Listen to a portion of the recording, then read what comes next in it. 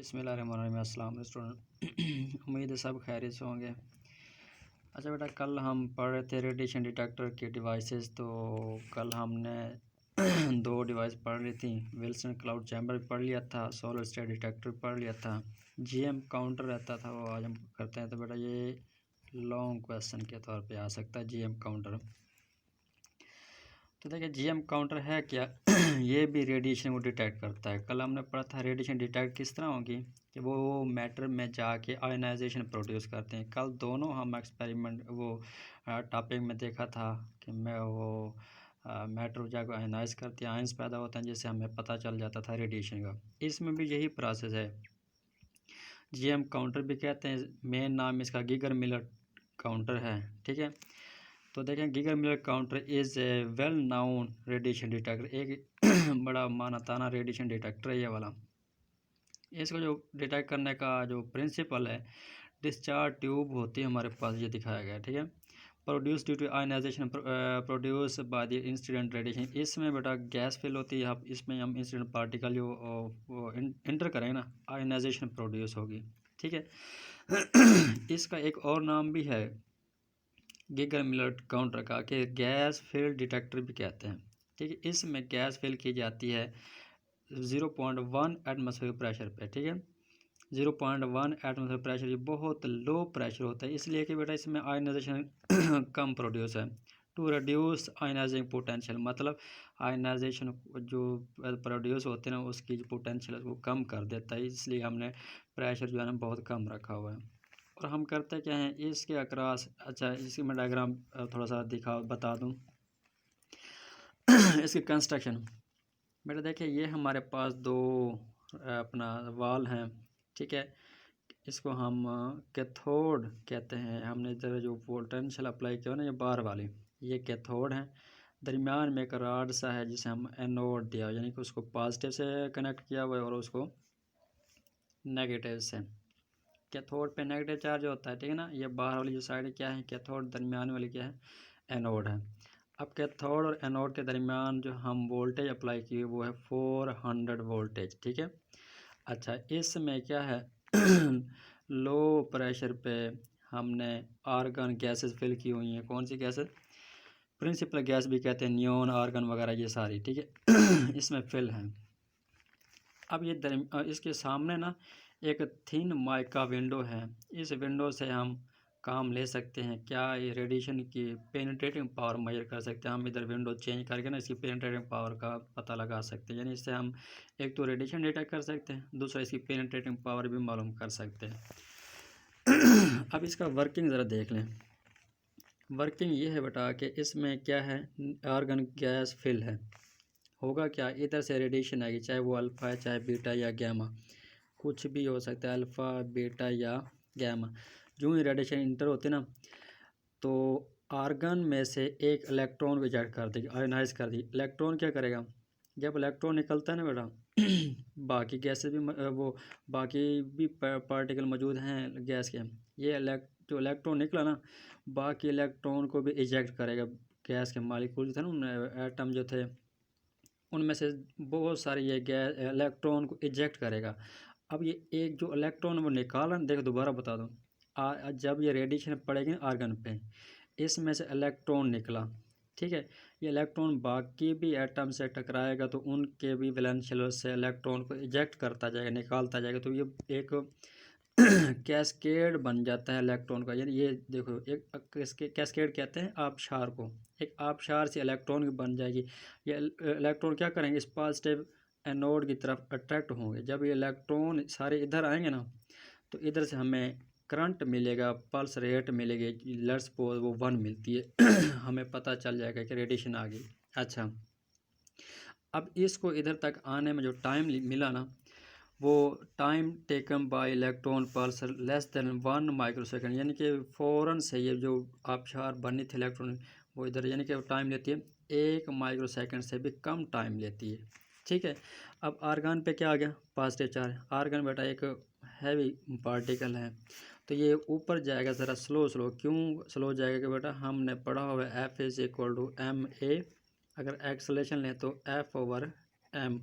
Positive charge है argon, तो तो इसका मास ज़्यादा है, जिसका मास ज़्यादा हो एक्सेलरेशन क्या होता है, कम होता है। इसका एक्सेलरेशन कम होगा, इसको कैथोड तक जाने में टाइम लगता है 10⁻⁻4 सेकेंड। आर्गन को इसमें जाने के लिए कितना लगेगा, 10⁻⁻4 सेकेंड। अब होगा क्या, जो ही आर्गन उधर उसके पास जाता है ना, अब कैथोड क्या करेगा, इसको न्यूट्रलाइज करने के लिए इलेक्ट्रॉन देगा। जो ही इलेक्ट्रॉन नीचे आएगा, आगे दरमियान बाकी भी पार्टी वो हैं मॉलिक्यूल के, सब को ये आयनाइज करेगा, मतलब इलेक्ट्रॉन का फिर एक कैस्केड बन जाएगा। ये वाला इलेक्ट्रॉन जो है ना, बाकी इलेक्ट्रॉन को भी प्रोड्यूस करेगा। ये इलेक्ट्रॉन फिर कैस्केड इधर आएगा, तो हमें काउंट रेट 1 से बढ़कर क्या मिल जाएगी, 2 करंट मिल गया। अब इससे ना एक प्रॉब्लम क्रिएट हो गया, क्या कि जब आर्गन ऊपर जा रही थी टाइम लेगी 10⁻⁻4 सेकंड लेती, इसको हम डेड टाइम भी कहते हैं। ठीक है, इस टाइम के दौरान फिर ऊपर से इसको न्यूट्रल करने के लिए कैथोड इलेक्ट्रॉन दिया। इलेक्ट्रॉन जब आया दरमियान वाले एटम से टकरा के और इलेक्ट्रॉन का कैस्केड पैदा कर दे। कैस्केड फिर बता दूं, यानी कि बहुत सारे इलेक्ट्रॉन जो इनोड की तरफ आते हैं, पल्स रेट क्या होगी, इंक्रीज कर गई। अब पहली पल्स रेट तो मिली थी ओरिजिनल जो आयनाइजेशन पैदा हुई थी, दूसरी जो मिली ये फेक है। हमें फिर एग्जैक्ट आउटपुट यानी डिटेक्ट नहीं कर पाते। इस पे काबू पाने के लिए हम फिर क्या किया जाता है, इस पूरे इसमें ट्यूब में ना ब्रोमीन गैस इंटर की जाती है। उसका आगे हम पढ़ते हैं इस प्रॉब्लम को हल करने के लिए। तो बेटा देखें, आर्गन जब इधर तक पहुँचे ना, इधर तक पहुँचने में टाइम कितना लेता है, 10⁻⁻4। इसको हम कहते होते हैं डेड टाइम भी। जबकि जो इलेक्ट्रॉन पहले इजेक्ट हुआ था एनोड तक पहुँचने में कितना टाइम लेता है, 1 माइक्रो सेकेंड लिया। अब जो 10⁻⁻4 सेकेंड ना, ये टाइम डिले प्रॉब्लम है बेटा। इसको हल करने के लिए 2 प्रोसेस हैं, एक है गैस या सेल्फ क्वेंचिंग, दूसरा इलेक्ट्रिकल क्वेंचिंग। पहले हम देखते हैं सेल्फ क्वेंचिंग। सेल्फ क्वेंचिंग में ये है बेटा, यही वो जो हमारे पास गीगर मिलर ट्यूब है ना, आर्गन गैस पहले थी, इसमें हम ब्रोमीन गैस इंटर कर देते हैं। ब्रोमीन गैस क्यों इंटर की, इसकी जो आयनाइजेशन होती है ना, लो आयनाइजेशन होती है। क्या होती है, लो आयनेशन। लो आयनेशन का मतलब क्या है कि इसको थोड़ी सी भी फोर्स बाहर से मिले ना, ये इलेक्ट्रॉन छोड़ देगी। अब आर्गन पे जब पॉजिटिव चार्ज आएगा ना, इसको अब कैथोड से इलेक्ट्रॉन नहीं लेना पड़ेगा, फ़ौरन ब्रोमीन क्या करेगी, इसको इलेक्ट्रॉन दे के न्यूट्रल कर देगी। तो दोबारा जो कैस्केड इलेक्ट्रॉन का पैदा हुआ था वो नहीं होगा। जब ये इलेक्ट्रॉन आएगा ना, इसकी वजह से भी यानी इलेक्ट्रॉन का कैस्केड पैदा होगा, लेकिन वो इतना नहीं होगा कि इस पर एंटर होकर वो मतलब करंट की पल्स रेट दे दे, ये कम होगा। तो ब्रोमीन क्या करेगा, फ़ौरन से इलेक्ट्रॉन देगा इसको, और ये क्या हो जाएगा, न्यूट्रल हो जाएगा। तो इससे हमें जो दोबारा एक पल्स रेट मिलती थी, जो 2 मैंने आपको कहा था, वो नहीं मिलेगी। फिर हमें क्या मिलेगा, एग्जैक्ट डिटेक्शन मिल जाएगी भाई ये जो रेडिएशन आ रही है। ठीक है, एक तो ये हो गया, इसको हम सेल्फ क्वेंचिंग भी कहते हैं। सेल्फ क्वेंचिंग का मतलब यह है पलट कर झपटना। पलट कर झपटना यानी यूँ समझ लें कि जब एक बंदा जा रहा है, उसको पता है दूसरे ने मुझे झपटना, उसके झपटने से पहले जिसको पता चला ना वो उसको झपट ले, तो ये होता है सेल्फ क्वेंचिंग। यानी कि पलट कर झपटना जो प्रोसेस है, इसको सेल्फ क्वेंचिंग कहते हैं। इसमें यही है, जो ही इस पर अब वो रेडिएशन पड़ती है आर्गन पे, इलेक्ट्रॉन छोड़ा इसने, इलेक्ट्रॉन की वो मज़ीद दूसरे इलेक्ट्रॉन को रिजेक्ट कराएगा। जब इस पर कैस्केड इलेक्ट्रॉन की पड़ेगी, पल्स रेट मिलेगी, ये पॉजिटिव होगा। ये इससे पहले कि कैथोड की तरफ जाए, उससे इलेक्ट्रॉन लेने से वजह फिर वो एक कैस्केड पैदा हो जाता है इलेक्ट्रॉन से। ब्रोमीन फ़ौरन से इलेक्ट्रॉन दे के इसको न्यूट्रल कर देती है। जब ये इलेक्ट्रॉन दे, इधर भी कैस्केड बनेगा इलेक्ट्रॉन का, वो कम बनता है। ये था सेल्फ क्वेंचिंग। दूसरा मेथड ये है कि इलेक्ट्रिकल क्वेंचिंग।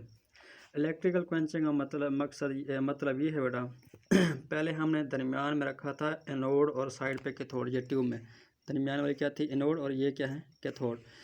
अच्छा, इलेक्ट्रिक क्वेंचिंग का मतलब है जो ही पहली पल्स रेट मिले, हम फ़ौरन से पहले इसको उलट कर दें। ये एनोड बन जाए, दरमियान वाली क्या बन जाए, कैथोड। जब ये एनोड बन जाए, ये कैथोड बन जाएगी। अब ये फिर मज़ीद इलेक्ट्रॉन को कैथोड क्या करेगा, रिपेल करेगा, और ये पॉजिटिव आर्गन को रिपेल करेगा। तो मतलब ये कि दूसरी पल्स रेट नहीं मिलेगी। ये देखें, दरमियान वाले को हमने क्या बनाना दिया, कैथोड, और ऊपर वाले को एनोड। यानी फ़ौरन हम ये चेंज करें कितने जल्दी, यानी कि 10⁻⁻4 सेकंड से पहले इसको हम क्या कर देते हैं, रिवर्स कर देते हैं। ठीक हो गया। तो ये था हमारे पास गीगर मिलर काउंटर। उम्मीद है समझ आई होगी आपको। इसमें 2 बातें याद रखना, इसके जो फैक्ट हैं बेटा, इलेक्ट्रॉन टाइम लेता है दरमियान वाले एनोड तक पहुंचने में 1 माइक्रोसेकंड, जबकि जो आर्गन पॉजिटिव चार्ज था कैथोड तक पहुंचने में टाइम लेता 10⁻⁴ सेकंड, जिसको हम डेड टाइम भी कहते हैं। अब डेड ये जो टाइम डिले है ना ज़्यादा टाइम जो पॉजिटिव चार्ज लेते हैं, इसको हल करने के लिए दो प्रोसेस था, एक था सेल्फ क्वेंचिंग, दूसरा इलेक्ट्रिकल क्वेंचिंग। ठीक है। अच्छा, अब ये गीगर मिलर ट्यूब जो है ना, एक तो ये अगर रेडिएशन डिटेक्ट कर रही है, दूसरा ये क्या है कि जो रेडिएशन है उसकी पेनिट्रेटिंग पावर कितनी है वो मालूम करने के लिए भी हम यूज़ करते हैं। कैसे कि ये जो सामने विंडो लगाई थी ना, हम थिन माइका विंडो लगाई थी, इस जगह हम कोई हैवी कंक्रीट टाइप जो अपना ज़्यादा थिकनेस की कोई विंडो लगा देते, उसमें देखेंगे कि अगर रेडिएशन आयोनाइजेशन पैदा करते तो मतलब उसमें जो पेनिट्रेट कर गई है। अल्फ़ा बीटा गैमा कंक्रीट लगाते हैं, सिल्वर लगा दे, कुछ भी हम लगा के ना अल्फ़ा बीटा गैमा की पेनिट्रेशन पावर भी मालूम कर सकते हैं। ठीक है। तो साबित हुआ कि गीगर मिलर ट्यूब दो काम करती है, एक तो पेनिट्रेशन भी मालूम करती है, दूसरा रेडिएशन डिटेक्ट भी करती है। ठीक है बेटा, उम्मीद है समझ आ गई। और दूसरी बात ये कि 18 से एक तो कॉलेज ओपन हो रहे हैं, दूसरा अगर आप लोगों को कोई लेक्चर रह गया हो रिवीजन में, रिवीजन होगी तो सही, लेकिन सरसरी होगी, जिस तरह आप पढ़ाया गया ऐसा नहीं पढ़ाया जाएगा। तो जिन बच्चों के लेक्चर रह गए तो वो मेरा एक यूट्यूब चैनल बना, उस पर सारे लेक्चर पड़े हुए हैं, मेरे नाम का ही मुराद हुसैन के नाम से वो चैनल बना हुआ है, आप उधर से लेक्चर देख सकते हैं। खुदा हाफिज़।